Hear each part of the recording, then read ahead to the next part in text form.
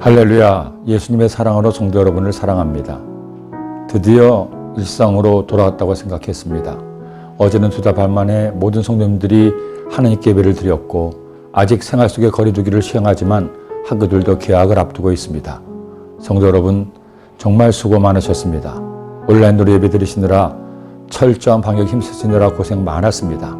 하나님께서 그런 여러분의 수고를 다 아시고 보시고 들으셔서 합력과 선을 이루어 주실 줄 믿습니다. 그런데 결국 염려하던 일이 터졌습니다. 그동안 이영훈 목사님 등 여러 목사님들이 지적하고 저도 걱정하던 일이 일어나고 만 것입니다. 지난 영유기간 동안 이태원 클럽에서 슈퍼 전파자가 나왔습니다.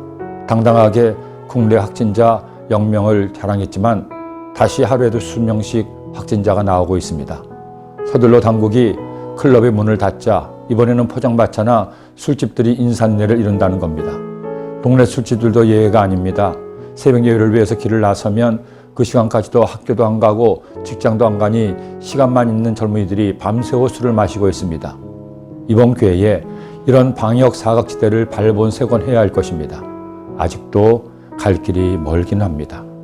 하지만 지금 이 시기쯤에서 우리 그리스도인들이 생각해야 될 것이 있습니다. 이제는 해야 할 일들을 해야 한다는 겁니다.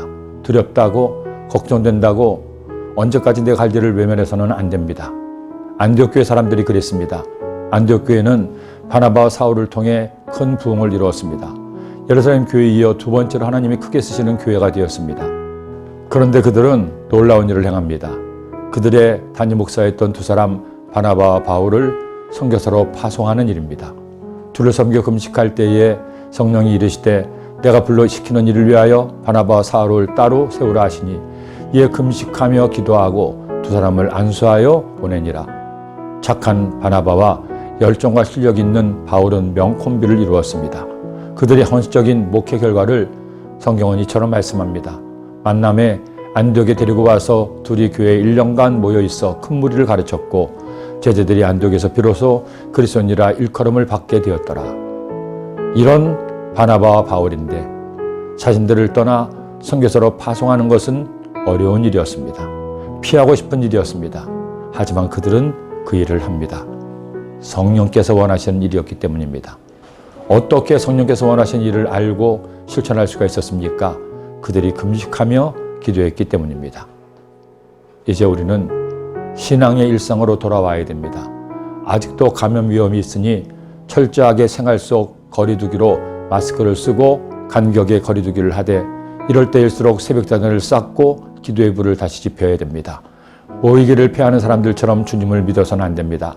다시 나의 믿음의 자리에 나와 하나님을 예배하고 봉사하며 충성해야 됩니다. 클럽에 가서 춤을 추는 것이 아니라 술집에 삼삼오오에 모여 술잔을 기울이는 것이 아니라 주님의 전에 나와 나라와 민족을 위해 이 땅의 회복을 위해 당신을 부르시는 주님의 때가 왔습니다. 우리 그 부름에 반응하지 않겠습니까? 기도드립니다. 하나님 아버지, 이제 생활 속 거리두기로 일상으로 돌아오고 신앙도 새롭게 회복되기를 원합니다. 저희들이 이제 다시 한번 하나님 은혜를 사모하여 주의 전에 나와 새벽자전을 쌓고 수요 말씀 강의를 드리고 금요 성령 대방을 통해서 하나님을 예배하게 하시고 주일이면 다 주께 나와 하나님을 예배할 수 있도록 저희들의 신앙을 회복시켜 주옵소서. 생활 속 거리두기를 철저히 하되 방역 지침을 잘 지키되 하나님을 예배하는 주의 성도들 되게 하여 주옵소서.